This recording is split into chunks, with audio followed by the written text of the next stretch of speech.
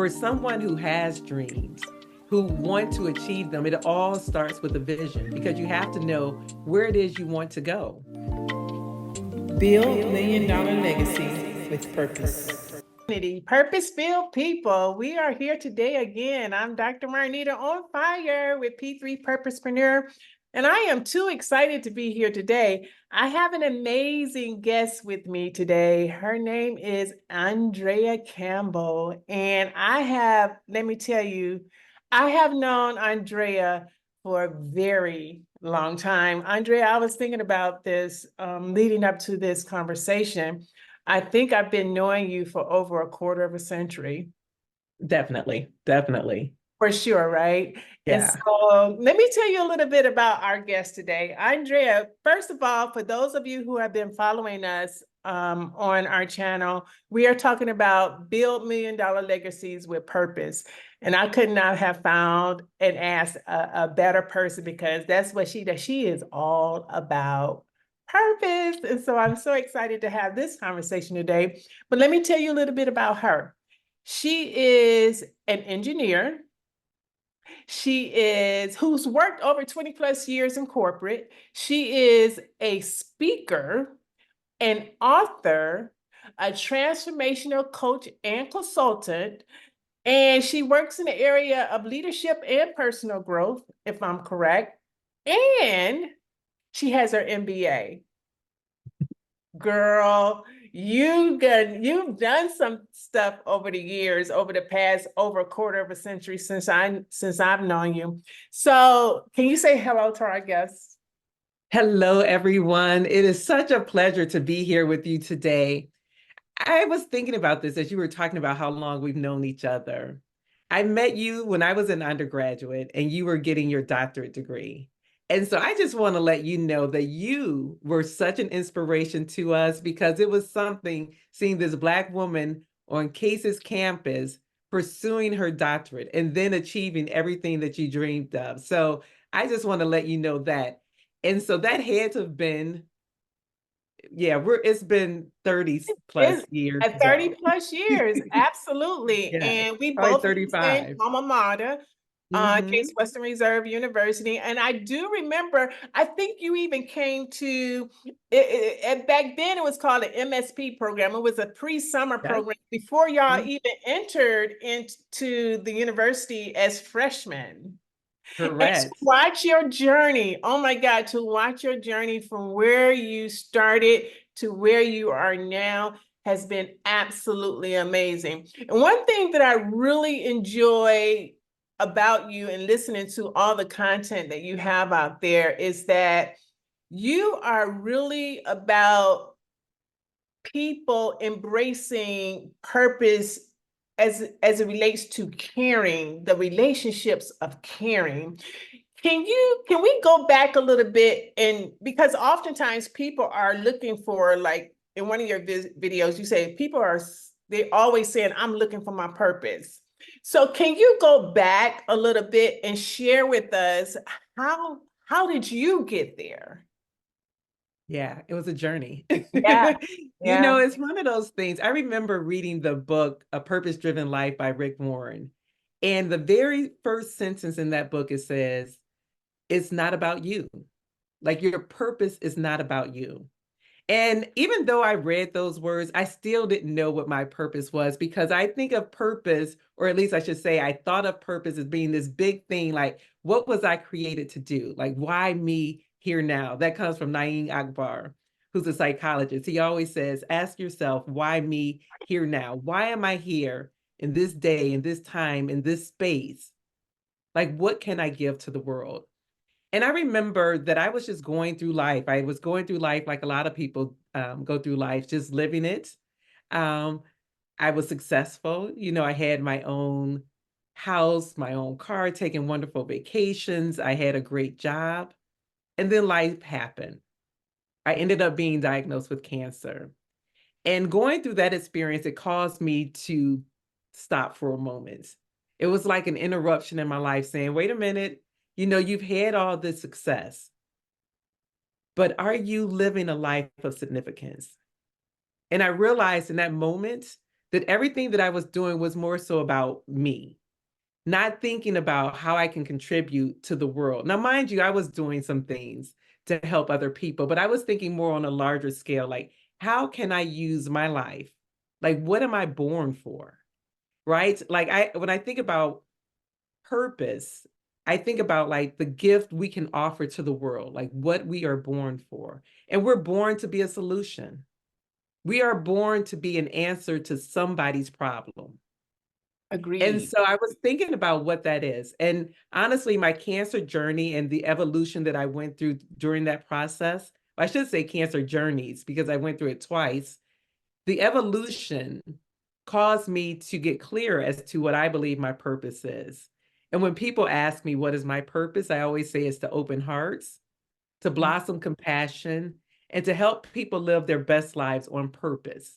Like to live a life where the possibilities of what it is that we desire are limitless.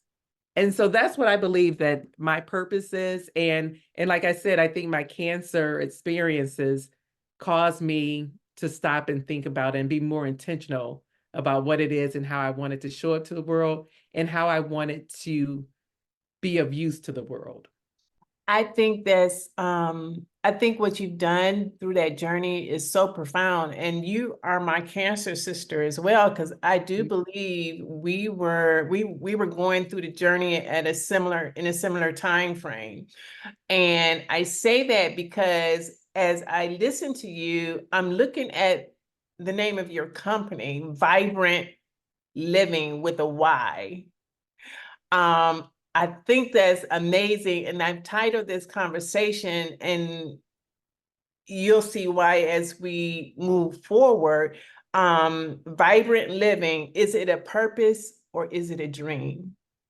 Mm, And it really settled with me after going through so much of your content, because oftentimes we have these grandiose dreams, and oftentimes we have to filter through those dreams and try to pull something out of that maybe could be our purpose and maybe it could not. But what I do understand for sure is that when you pull that one thing out, it's so in alignment with how you feel and how you serve people that it just feels right. And oftentimes we ignore our emotions on about what we do and how it makes us feel because of how we made others feel. right. So can you take us through how you were able to, in your coaching, because you have coaching sessions, how are you able to take a person from where they are now, because you're a transformational coach, Mm-hmm.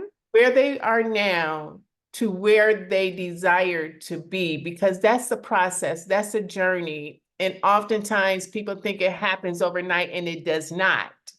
Right. So in transformational coaching, is there a certain procedure or framework that you use in order to help people move through that? There is. I have a whole program. There's a 12-week program that goes through the entire process.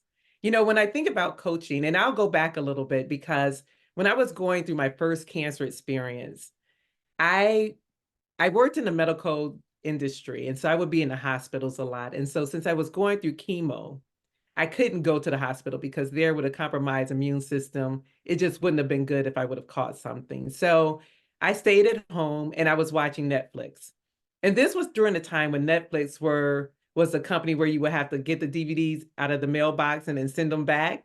And I remember watching Nip Tuck, which was a great series, and I would watch all these different series. I went through that experience, went back to work, went back to life as was. And then a year and a half later, I was diagnosed with a totally different, unrelated cancer.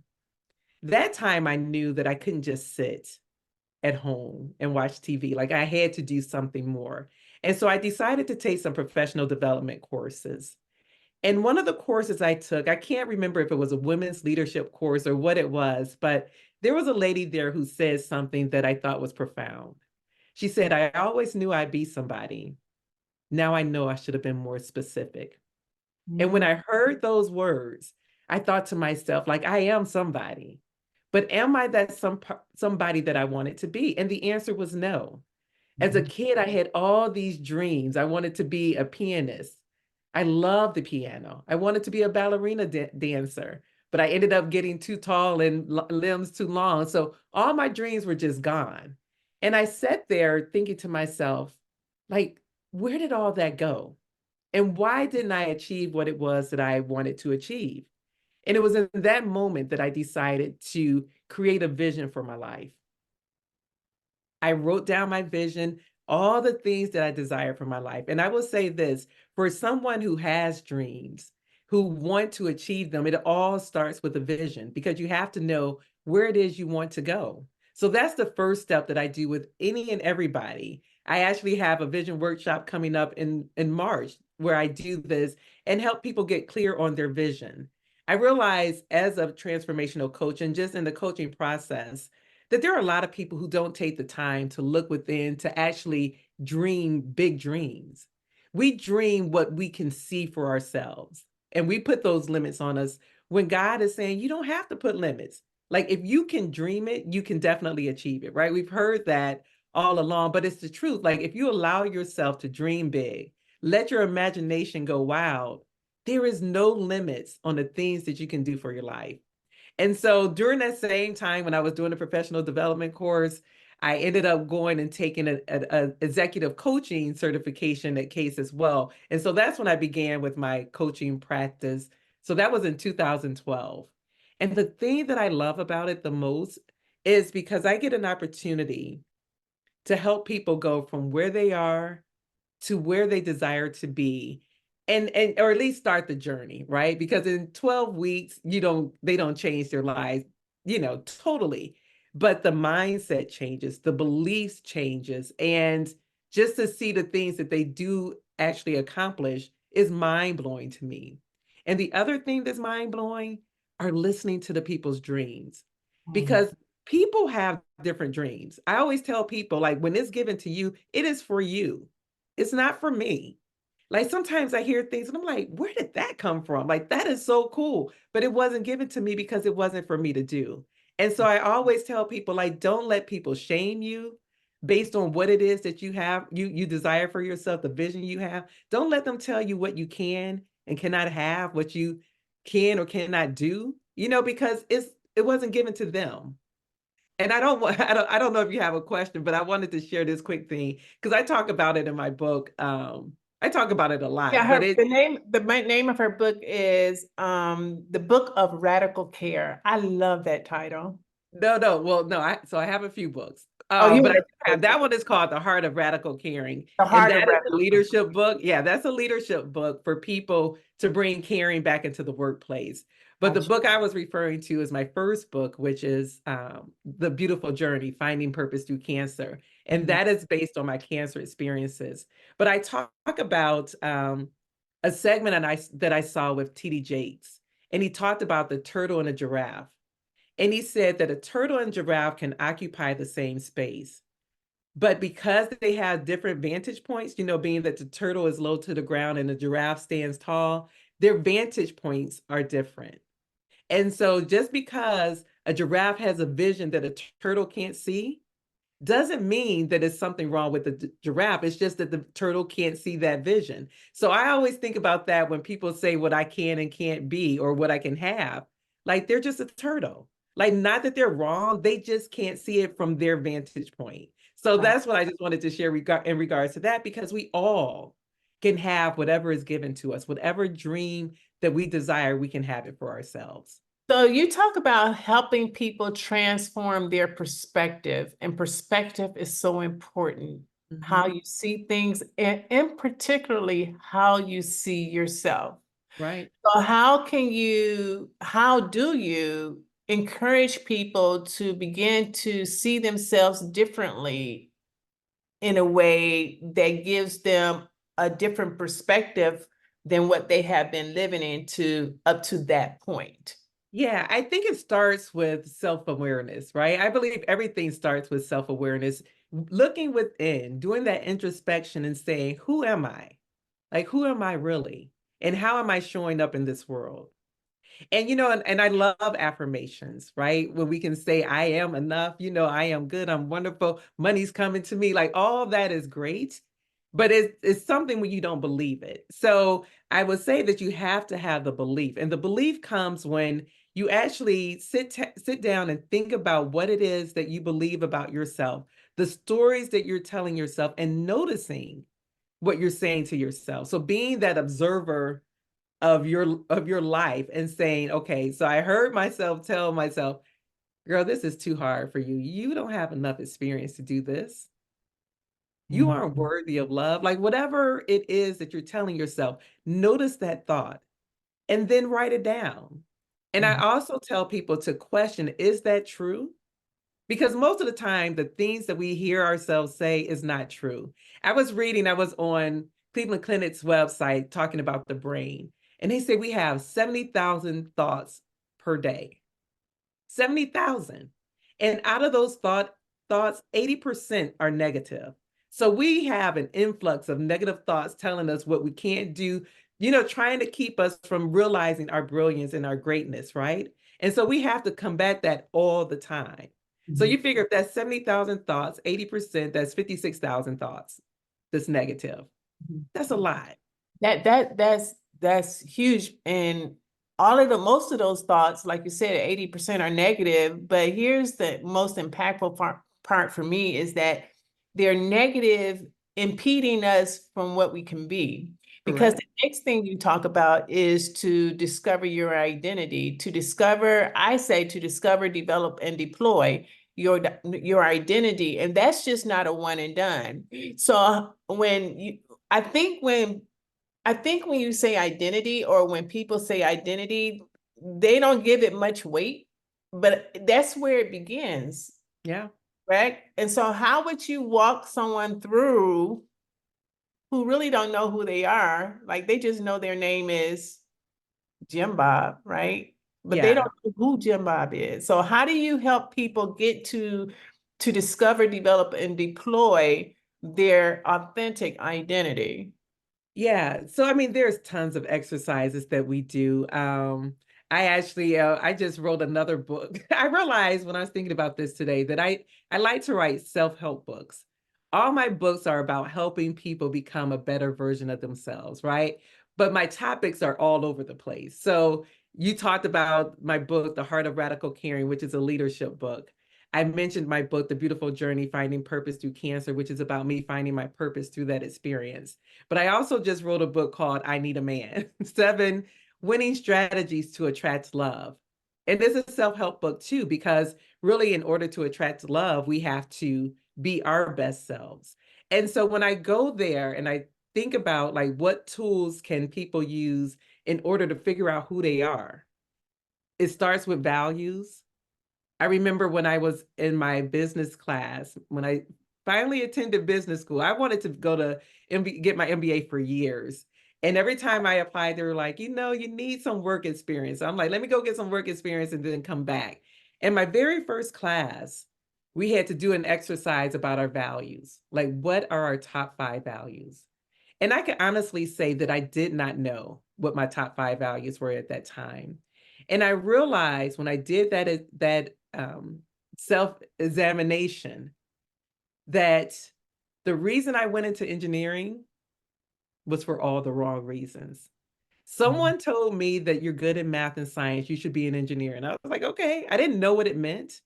Mhm. Then that you get to school and you realize there's all these disciplines of engineering to go into. And so I chose chemical because I said, if I'm going to be an engineer, why not be the one that makes the most money? This was before computers was around. And so I went into chemical engineering. When I took that class and I discovered my core values, money was nowhere on there. I had made a whole life decision on something that wasn't even true to myself. But Well, isn't me that being what true to most myself. people do? Isn't that what Most most people do. And that's because we don't know what it is that we value. Like our values should be what drives our decisions, right? But if you don't take the time to know what's truly important to you, not somebody else, not living somebody else's values, but what is important to you, then you can say, okay, now I'm doing what it is and being who I am supposed to be. So that is one thing that I always tell people to do, is to do the introspection, find out what it is that you value. Is it family? Is it love? Is it, whatever it is. So Andrea, so we're having this conversation 30 years out. Mm-hmm. There was a time when we were just entering into college. Everybody is telling us, they told me the same thing. You as a Black woman going and getting your science degree, it was started out with a bachelor's, then a master's, then a PhD in chemistry. You will be making all kinds of money. Like the opportunities will be like very expansive for you. Mm-hmm. So, what about that person who is listening to us right now, who's probably been told the same thing about what they should major in? How do you advise them to think about, like, is this really what I want to do? Because it takes a lot of courage at that point. So, when we are 19, 18, going into college, it takes a lot of courage to go up against all the pressure. Yeah. It is unfortunate that we expect kids, right? And I can say Right. that now, that we expect kids to know what they want to do with their whole life when they're 17, 18 years old. What I would say to someone who's in that position, right, is to know what brings you joy, what makes you come alive. When I went into engineering, I didn't know what it meant. I remember I have an interview that I was watching recently. When I was in high school, I ran in this peace run in the USSR. So this was before Russia broke off. And it was all these communist countries that came together. And so I was interviewed because I was the only student and one of three Americans that had gone to represent the United States. And so they asked me what I wanted to be. And I said I wanted to be, I don't even want to say what I wanted to be, because it was supposed to come out electrical engineer. But because I didn't know what an electrical engineer was, or even how to say the word, it came out something way wrong. So when I look at it, I think to myself, like, why did I allow someone to pressure me into doing something that I didn't even know about, and nothing that even brought me joy? There's a quotation by Dr. Howard Thurman, and he was a mentor to Dr. Martin Luther King. And he said, don't do what the world needs. Go do what makes you come alive, because what the world needs is more people to come alive. And that is the truth. A lot of times parents, teachers crush dreams of their children and of the children that they teach. I wanted to be a pediatrician. I still to this day wish I would have done that, because that is what I loved. I love being with kids. I still love kids. But I allowed someone to come in and take take the direction a totally different way than what I wanted to. So I would say to someone, just be true to who you are. Know what your values are. That's a great start. And you Yeah, can figure out, oh, I'm sorry. no, go No, I was ahead. gonna say you could figure out values, like you could Google list of values and you'll get over 400, and just find the ones that speak to your heart, to who you are authentically, and then come up with the top 10, and then narrow that down to your top 5 and rank them. And I post them on my bathroom mirror so that I can see them every day, so that I know, like, these are what's going to drive the decisions that I make, especially when it comes to big decisions in my life. And that's important because, it's not that you pick them today and they will be constant throughout your life, because values have seasons, and your priorities, how you make your decision, is going to follow what you value.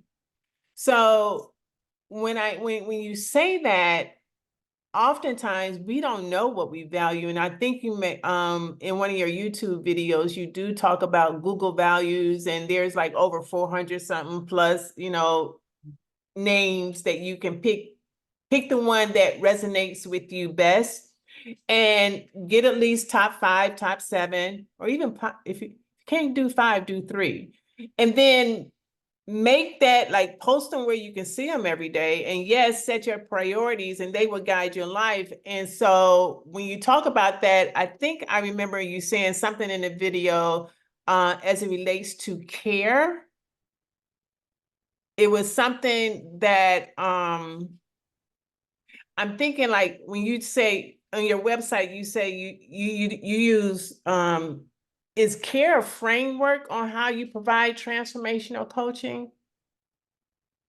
Yeah, so I have so many videos on YouTube that I don't know exactly which one you're talking about, but I will say this, in the work that I do with organizations, it is Mhm. about bringing caring to the workplace. And so I do have an initiative that deals with that. So it's about how you care for your organization, your peers, the customer or patients or clients you serve, and yourself, right? So it's similar. What I created in this whole framework is similar to what emotional intelligence is. So how Mhm. well you can understand emotions of yourself and other people, but this is about caring specifically. And so it's really to help one get employees more engaged. And so I wouldn't say for the individuals that I coach that it's all Kind. about caring. Pardon me? It was kind. You said kindness. Kindness. Yes. Yeah, it Yes. was kind. Kindness. Yes. Kind was a value that you had that you Yes. didn't even know would even be on your list. That's what it Yes. was. Kindness. Yes. Kindness. That is. So, one thing about me is that I'm all about all of that good stuff that just helps elevate our vibration and just make us feel good. Like, I am about compassion. So, when I say to open hearts and blossom compassion, I am about compassion. I see a need, I want to help. And I always laugh when I tell people this story. Like, I took a whole compassion training course, like people don't even know that exists. But through Emory University, they have a whole program that's about helping you learn to be more compassionate to others as well as yourself. Because these are tools that you can develop to help you and other people along the journey. But I'm all about kindness, about caring, about compassion, about empathy, all those things that really deal with helping elevate humanity. So Okay, so once you've discovered your identity, this is the third thing that you help people do in the process is to explore opportunities. And so exploring opportunities, I think opportunities, once you know your identity, it gives you options. So having the ability to explore opportunities, how would you guide one to, decipher once they have their values in place, what opportunities would be best for me in this season as a coach? Because I think a coach helps other people see themselves because you mhm. can't be your best self by yourself. So as a coach, how do you help people see themselves when it comes to exploring opportunities for the season that they're in? Yeah, and instead of using the word opportunity, I probably would use the word possibility. And the Possibility. reason is because a lot of times we don't think beyond what we see. Because sometimes you are limited to what you've experienced and what you've seen other people experience. And so one of the things that I do, and I mean this goes back to the vision, is that, and this is why it starts there, because when I help people with their vision to actually get them to a place where they feel like they're truly living what it is that they desire, I make sure that how they see it and how they experience is way bigger than what the small thinking would get them, right? So it's really about allowing them, changing the mindset, the beliefs that they have about what they deserve, and let them understand, or increase their sense of deserving. I could say it that way, but understand that there is so much more than what it is that you are experiencing now in this little bit of moment that you have in this world, that you've had in this world, and that you can have way more than what you desire. I think I remember one year I had a mantra that I put on my door that goes to the garage. So every time I walked out my door, I would see it. And it was something like dream big, like I should know it because I said it for I kept it for 2 years because it was just that important to me. But it was really about dreaming big and taking the limits off of God. It goes back to, are you familiar with Marianne Williamson, who wrote the book Return to Love or Return to Yes. Love? And she says, our playing small doesn't serve the world. Mm-hmm. Like, I believe that. We can't play small. Like, we aren't here to be small people. Like I, the lives that we see of people like Oprah, because she's someone who I admire, so I'll use her. But someone, whomever you think of that has a big life, like it's not just reserved for them, you know? And it's like, how can I get that for myself? And it starts with the beliefs that we have, the paradigms that we operate in this world with, you know, and being able to change them. You know, I wrote about this in my latest book, and and I talk about this on one of my YouTube videos, and it's talk about river reed thinking. And in India, they train baby elephants, calves, right? By putting a thick rope around their ankle and then putting the other end, staking it in the ground. And so anytime the elephant tries to roam, it'll feel that tug and say, you can't go any further. As the elephants mature and get bigger, they used what is called river reed, which is like a plant out of the water, right? So it's, you know, they can break it.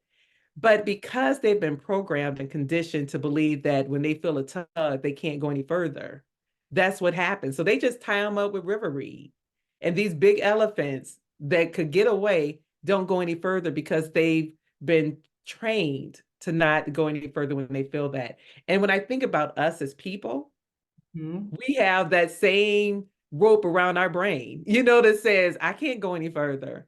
And so it's like working through those things and acknowledging the fact that there are no limits, that the limits that we have are the ones that we put on ourselves. And so when thinking about the possibilities, it's about believing that there are none. You know, when they say impossible, it's saying I'm possible, right? It's only impossible until it gets done. Mhm. Did So I think that is also speaks to one's ability to believe that they actually have authority mm-hmm. to walk into their possibility. I don't think that's modeled to us enough, uh, especially growing up. And so having the ability to put yourselves in the rooms with other people like you have, because I know you've been in Oprah's room, you follow her a lot, and probably other people's rooms as well. How has watching them enable you to believe that you can walk in your authority? So here's the thing. I mean, it's always great to have role models or mentors to show you the way, right? But I do know for me, and I'll say this going back to values. I think for the most part, our values kind of stay the same unless something major happens in our lives. And then those kind of things help us reevaluate and they may change, right? I think for me, when I went through the cancer experience, it did something to me, right? And I appreciate it. I always talk about, you know, it was a blessing going through cancer because it was in that moment that I was no longer just existing, right? Living life and letting it happen to me. I was actually more intentional about creating the life that I wanted. So, me being in the room with Oprah the numerous times that I have, I created those opportunities. Now, I didn't create them by myself. Some of them, actually, one of them came after I wrote a list of 20 things I wanted to experience.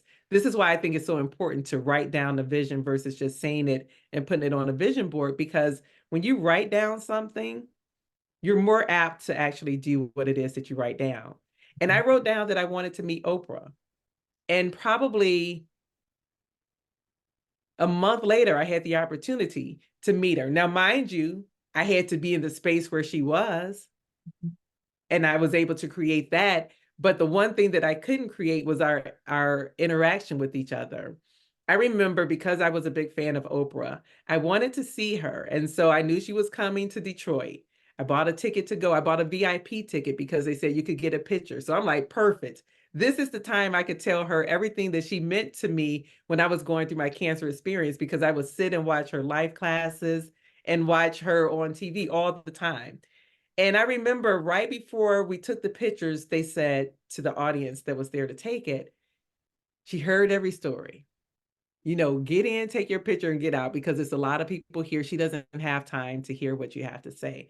But prior to that, I had practiced like for my 30-second pitch to her, right? Of everything I wanted to say. And so I was like, when they said you can't, to just keep it moving. And I'm a rule follower. I don't really break the rules. I'm going to do what you ask me to do. But I see her and she looks at me and was like, oh my gosh, like we knew each other. And at that time I had like brush waves and she rubbed my head. So, as a Black woman, when you rub somebody's head, we're best friends now, right? So I'm like, Exactly. she opened the opportunity for me to say everything that I had practiced for those 3 weeks prior to. I couldn't have made that happen, but it was something, one, that I was able to materialize because I envisioned it for myself. I had written it down that this is what I wanted to do. Now, after that, I realized like, this is pretty cool. I got my picture. I'm looking to see it's over there, so I can't get it. But I have my picture with her. And then I realized, you know what? That wasn't enough. I wanted to have a sit down conversation with her. And I was able to do that back in probably maybe 2021. I was able to have a conversation with her one-on-one, which was awesome. Well, it wasn't really one-on-one. It was like 9 of us there, but we all had the opportunity to have our individual time with her to have a conversation. And it's just one of those things when you dream, you just keep dreaming bigger and bigger. Because now I want to have a conversation with her in Hawaii overlooking the water with the sun going down. Like it keeps getting bigger and bigger because I see the possibilities, right? So it's something about when you achieve something that you have set a goal for, that when you see it is possible, then you can continue to dream bigger and bigger. And every time along the way, when you make things happen, you start believing in the bigger possibilities. That's why your thoughts are so important, because your thoughts produce your life. And if you Yeah. want a different life, you have to change your thoughts. Yeah. Yeah. And so that's exactly what I'm hearing that you did. And so that's amazing. So if someone wanted to, like, one, get your books, get your coaching programs, where do they go?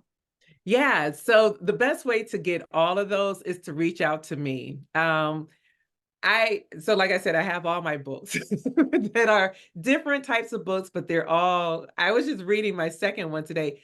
And I'm not being biased. They really are great books, great tools to help you be your best, whether it's being a leader in your own life or in other people, or if you just want to know about my journey finding purpose, because in the book when I first wrote my book, I have space where you can go on your own journey of self-discovery and awareness, right? So it's not just my story, it's my story about adversity, but we all have gone through something. And it's a matter of knowing that it didn't just happen to you, but for you. And so that's what that book is about. And then the I Need a Man is self-explanatory, So a right? lot, a It's lot of for us, those a lot of us don't be reading that yeah, book, Need a Man. those who desire, yeah. I mean, who recognize that there's a need for a man. Not that I just want one. And it's not a desperation thing because I'm self-sufficient without one, but I desire partnership, companionship, etc. I need a man for the life that I want. So all of those can be purchased through me, and you can reach me. My email is andrea@andreadcampbell.com. So Andrea is Andrea at andreadcampbell.com. And so that's the best way to get in touch with me. If you're on social media, you can find me at Andrea D. Campbell as well. Let me see. And I do have a website, andreadcampbell.com. So those are the best ways to get in touch with me. Okay. So as with every conversation, I like to standardize the conversation with 3 questions. And so the Okay. first question is, what is your favorite quote that inspires you when you feel that you're not living at your highest level? When I'm not living at my highest level. Yeah, so I could go back to 2. I could go back to one that I said, I always knew I'd be somebody. Now I know I should have been more specific, because that quotation reminds me that I could be way more than what I am. Even though I think I'm pretty dope right now, there is so much more that I can do, be, and have. So that's a good one. But my favorite quotation that I really pattern my life around is from Dr. Maya Angelou. And she says, my mission in life is not to merely survive, but to thrive, and to do so with some passion, some compassion, some style, and some humor. Those are her words, my life. And so those are the ones that get me ready to go, and to uplift myself when I'm not at my best. Okay. 2, what is the one book that has made a difference as you are living out your purpose? I love books. I love, love, love books. And I was just telling someone I'm more of a nonfiction type book. I love memoirs and I love books that's going to help me grow. If I had to think of my favorites, that's a tough one because I get so much out of so many. But I will say this one as a recent favorite is Okay. the 5 a.m. Club. That's a good one. Yeah, that one I enjoy because it reminds me to get up in the morning. I am so much more productive when I am up at 5 a.m. Yeah, Yeah. that's a real good one. I read that one as well. And the last one, what tool do you use to continue to elevate and grow in what you have been purposed to do? hmm So let me say this. As a coach, one of my favorites, I don't know if you're familiar with Dr. Miles Monroe, but Of he course. was okay, so he was a preacher, but for the audience, if they don't know, he was a preacher and he always had some wonderful things to say. And one thing that he said that I take with me is that the richest place on earth is the cemetery because there lies unrealized dreams and untapped potential, books that haven't been written, stories that hadn't been told, dreams that haven't been dreamt, even to that extent. And so, when I think about coaching, that is an opportunity to help people tap into their potential, the potential that they didn't realize they have. I read somewhere that it said we use about 11% of our potential. And I 10. think about what if we move that needle to 15? Our lives would look totally, totally different. And so that is what I try to do when I help people in coaching. And so I would say, even for myself, I need coaches, right? And so that is what helps me, or who helps me when I need to get pushed along in the journey as well. Because typically when I have a coach, it's someone who knows more than I do, right? Who's been where I am and can take me to where I need to go to that next level. So I definitely would have to say coaching is the one That's tool. so good. So, hopefully our audience, you've dropped some purpose gems for us today as it relates to vibrant living. Is it a purpose or is it a dream? And it's a question that each one of us has to answer for ourselves as we move forward in our own journeys. And I really appreciate you being on this channel with me today to share your journey. And hopefully it has had some impact and an influence for others where they can now reach out to you and get more information as they continue on their journey, because I think you would be a perfect resource in helping them uncover their purpose, not find their purpose, because we were all born with one. So, is there anything else that you would like to leave our audience with before we end this conversation? Because I will be back. Yeah, you know what I would like to say, because when I think about purpose, and I talked about this a little bit, like it seems like that big thing that's out there that's hard to find. And I heard someone say recently their thoughts about purpose, and it really stuck with me because I said, this is what it really is about. It is the gift you offer to meet the need in a community that you're a part of.